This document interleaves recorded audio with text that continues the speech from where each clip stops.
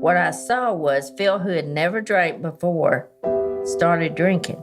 I was on my way to being a bone to be chewed, as they say. I met a couple guys, and I just thought, maybe I should just experience what the world has to offer. I found this person's name in her purse, and I'm just like, why is this here? My dad, that I thought was my dad all my life, was not really my dad. I just started to get real cynical. It eventually led to thoughts of suicide, stuff like that.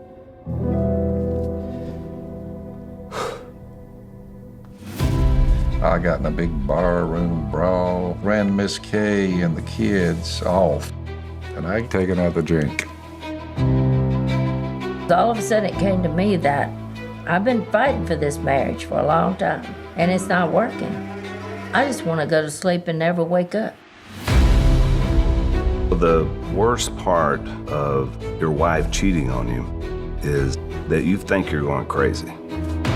I pretty much did anything that was put in front of me. Where's the drugs? Where's the alcohol? Let's just keep going. The battle was just... My dad told me, he said, that's the most selfish thing that you can do, is leave this world because you can't take it. I always had this sense of maybe something's different about me, so I called my mom and said, so who's my dad?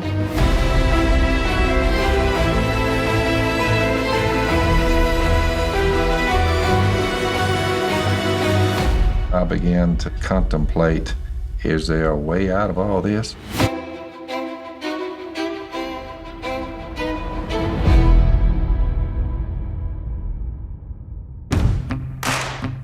The chaos of our family starts in the chaos of the 70s. As a college quarterback in Louisiana finds himself in a lifestyle of being drunk and lawless. This is our father, Phil Robertson, and this is the beginning of our journey from dysfunction to dynasty. We're in the wild now. We're in the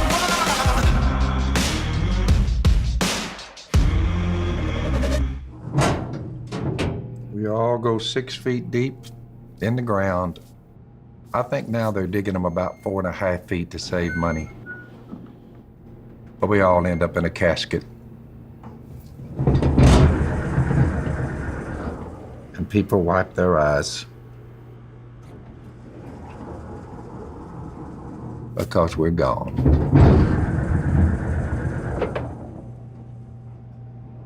It's called fact.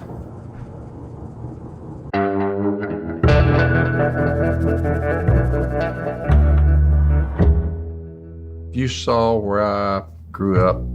The time period would have been in the 1950s, but if you saw it, you would have thought it was 1850. Log house, milk cow, plow horse, no bathtub, no commode. Like Coca-Cola's, none of that. No. I never heard anyone say we were poor. Not once. No one ever said, man, we are really up against it here. I wonder why somebody doesn't bail us out. No. I ran up on Miss Kay when she was 14. There's an old saying in the South, if you marry them when they're about 15 or 16, they'll pick your ducks. If you wait till they get to be 20, they'll pick your pocket. So Miss Kay and I married early.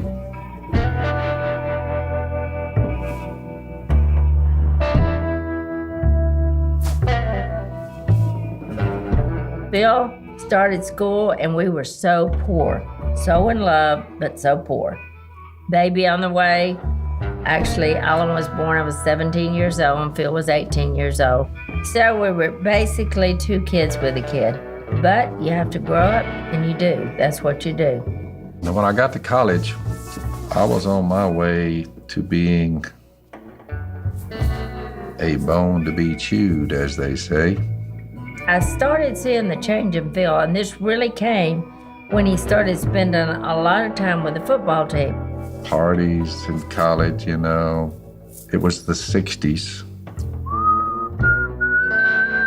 Y'all remember the 60s, don't you?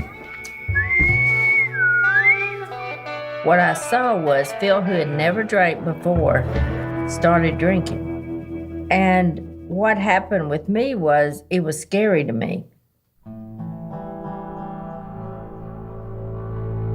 Jason was born. So thrilled about another boy. Phil was happier than ever. Unfortunately, the drinking got worse. He would be mad and just be in and out like a flash. And I knew then, but I didn't want to believe it, was running around on me.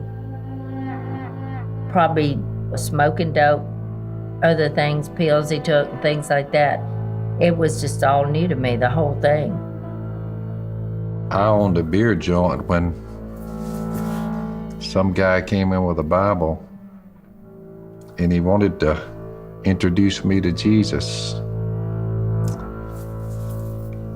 I ran him away. I said, get out of here. I'd take another drink.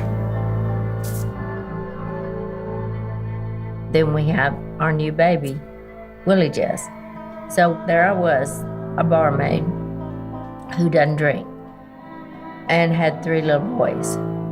I've been fighting for this marriage for a long time, and it's not working. But what went on next was horrible. It was like the nightmare of my life. I got in a big barroom brawl. The laws got after me. I went to the woods, of course, and hid out. Phil came to me and said, I probably won't surface for 2 or 3 months. Do the best you can with what's left here. And he was gone.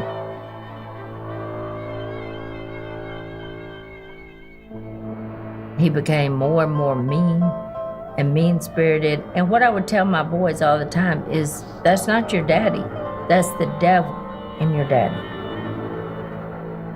I would say the low point is when I ran Miss Kay and the kids off.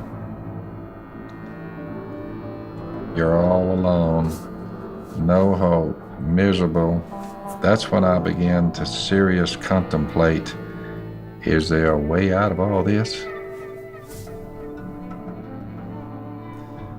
So I came to Miss Kay and she said, you know the guy that came up there to the beer joint that time and wanted to talk with you? I said, yep. And you ran him off? I said, yeah. Why don't you sit down with him and just see what he has to say? So I sat down with this guy. He said, Phil, what do you think the gospel is? And I said, I don't know, gospel music on the radio or something like that. He said, you don't even know what it is. I said, I don't guess I do. I didn't even know what the gospel of Jesus was. So when he went through, Jesus coming down in flesh through a little virgin girl, Mary, dying on a cross, being buried and raised from the dead, I'm like, how in the world did I ever miss that?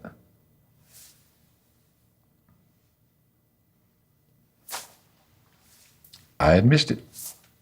I was blown away when I heard that Jesus died for me, was buried and raised from the dead. Something so, it is simple but profound, that happened back there almost 2,000 years ago. I had never heard it. When we came back home, I think there was a note that said they had gone to the church building. So we headed in there, and when we got into the auditorium, I just stopped because there he was up in the baptistry with a man. And the boys all stopped and they were on each side of me. And I remember just looking at them, and I heard Phil say, I want to make Jesus the Lord of my life. I want to follow him from this day forward. And I looked down at each one of the boys, tears were rolling down their eyes. Even 3.5-year-old Willie Jess, big tears were coming down. And the next thing I knew, he was baptized. And I come up, and the boys started hollering and singing, jumping all over the place. And they said, my daddy saved, my daddy saved, my daddy saved. They were so happy. And it was the complete family then. I said, I'm fixing to hang another gear, and I'm turning from my sinful past, and I am fixing to make a valiant attempt to be good. I said, I've never tried it before. I told the guy when he studied with me, he said, just love God and love your neighbor and try to be good. I'm like, I've never tried that before. He said, can you try? I said, I can try. See, you got rednecks, then you have river rats. So I'm reading over in Romans chapter 12, be good to your enemies, pray for those who persecute you, do not return evil for evil. The river rats tend to be far better thieves than your just local rednecks.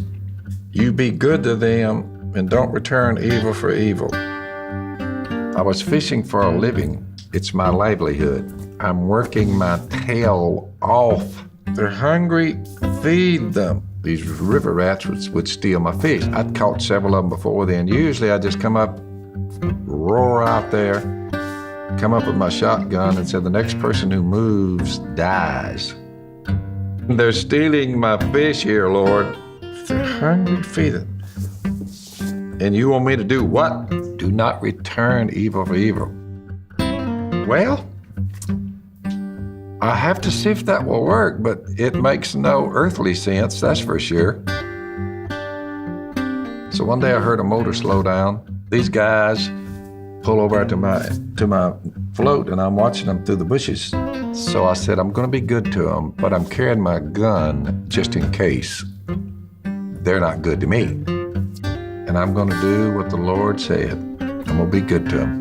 So I roar up on them, and they're getting my net almost up in their boat, and they look up and they see this guy coming. That'd be me, wide open. I said, what were you boys doing with that net? And they said, oh, is that what that was? I said, yeah, that'd be a hook net. It belongs to me. I said, here's the good news. I'm going to raise the net, and whatever's in there, I'm going to give them to you. And when I said that, they looked at each other and they said, they left me looking back, and all of a sudden up and down the river, they quit stealing my fish. I just gave them what they were trying to steal. I took that to mean God was right all along.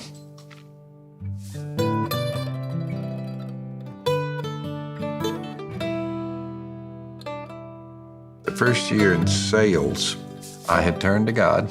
First year sales, duck commander, $8,000. I said, Miss Kay, we are rolling. She said, we are going to starve to death. I said, no, we're not going to starve. We'll be all right.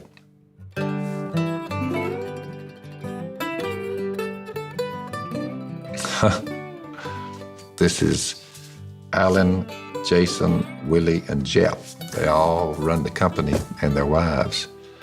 So one of them told me the other day, he said, Dad, you remember when you started out with that $8,000 worth of duck calls? I said, yep. They said, this year we're going to sell close to 1 million duck calls. It was either dog luck, but I am giving the credit to God Almighty in heaven for the duck call sales, the fish that were in the nets way back, for my life. I'm giving the credit to the Almighty. And we shall see at the end how it turns out. I feel pretty good about it. My name is Phil Robertson, and I am second. See, in the South, we don't say second, we say second. Like it's a T on it, second. You know what I'm saying?